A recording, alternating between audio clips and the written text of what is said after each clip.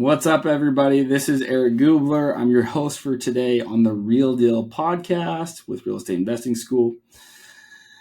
Listen, I'm going to bring a cool deal to you today that involves a little bit of strategy with funding both primary and an Airbnb at the same time, which is kind of cool. It was really unique. I'm going to talk to you a little bit about how we forced it to happen. There was some hiccups along the way, but we made it happen. And how we found it. So let's just dive right in. This is a really cool deal, super unique, but still possible to do, even in the same city. So I'm going to tell you where it was. It was in Kanab, Utah. The cool thing about Kanab is that you can Airbnb pretty much anywhere. There's not a lot of restrictions with Airbnb like there are in southern Utah, like St. George area and all the cities that surround there. It's kind of a tourist town, right? It's kind of close to Zion, so that's why you can get away with it a little bit better out there. Okay, so how we found it. Honestly, just set up search criteria for anything that was over an acre and anything that was more rural, anything that was just laid back living. I had a client, so I'm a real estate agent in southern Utah, help people buy and sell. So this client was coming out of California, very successful guy, had some decent amount of cash. So he's going to put 20-25% down on whatever home he bought. I was working with him for over a year, but this property was just a no-brainer. And here's why.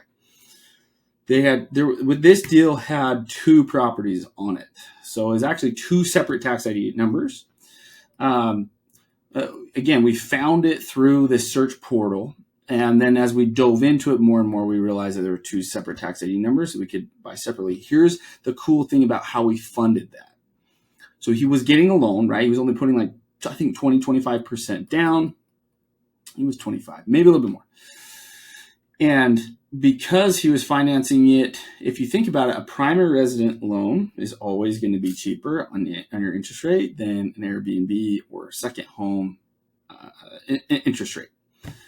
So the seller didn't care. They just wanted, I want to say it was $1 million. Okay, it was somewhere around there. They just wanted $1 million total. They didn't care what property, how it was split up, whatever.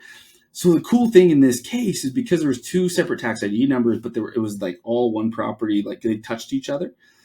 He was buying it together. The cool thing is he was able to buy like the bigger house. Let me back up. There was two houses. So you had a big house with a pool, and then you had a smaller house with like 2-bedroom, a bath, and then like a little garage, right? And he was able to buy the bigger house on the bigger parcels, like 2 acres total, with a primary residence loan, mortgage, which saved him a ton of money on interest. He's going to be paying the same anyway. But then the seller allowed us to just mark the other property for $1, like $1. So he paid cash for the other tax ID essentially, right? For $1, so that he didn't have to spend that extra money on interest on the loan that's more expensive. Super cool. And then, the primary interest rate allowed him then to be able to have a low enough payment to where he's actually getting paid to live there. It boggles my mind. The main house is like a 4-bedroom, 2.5 bath, again, with pool in the back.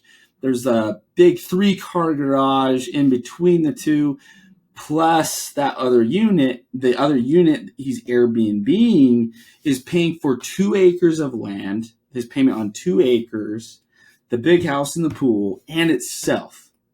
It's just mind-blowing. Like, he's crushing it. And he was okay with a mortgage payment of $4,000 a month, $3,500, $4,000, like more, $4,500, $5,000. Like, he was fine with that. Successful guy, is still active in his practice. But instead, we found him a property where it was just like, hey, this is what I want. It's in the middle of nowhere, kind of a thing. But that's what he wanted. He wanted to get away from California. But I'm gonna get this property for free. Like, are you kidding me? So we pulled the trigger. The issue that we came across along the way is the bank. The loan people came to us and said, hey, that other property.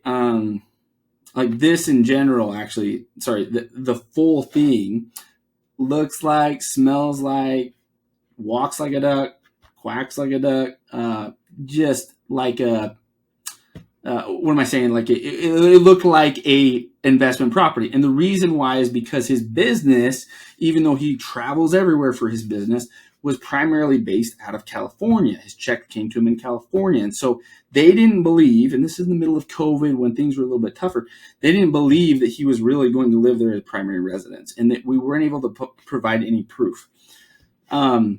So it actually, where we had it set up where he was going to be able to pay for the whole thing and make a little bit, and then the margins shrunk a little bit because they came to us and said, "Hey, we actually have to raise your interest rate. We're gonna say that this is a second home."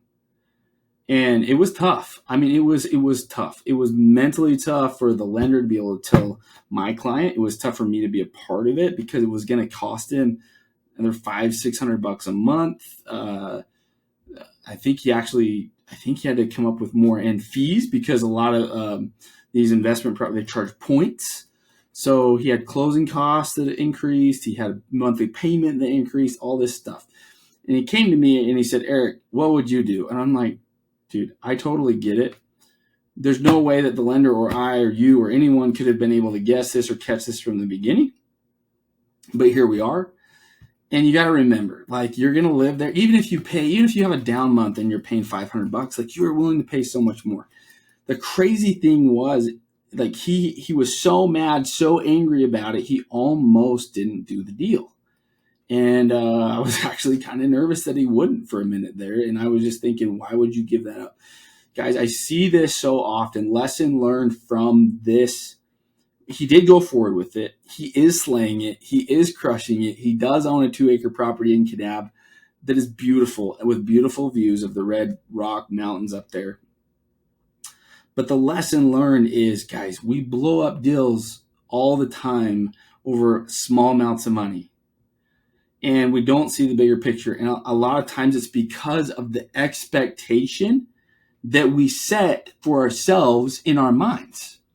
Again, it happens all the time. I see it as a real estate agent all the time with my clients. I'm even guilty of it when I invest in real estate. But I really try, and I feel like I've done a good job so far at just saying, you know what, in the grand scheme of things, does it really matter?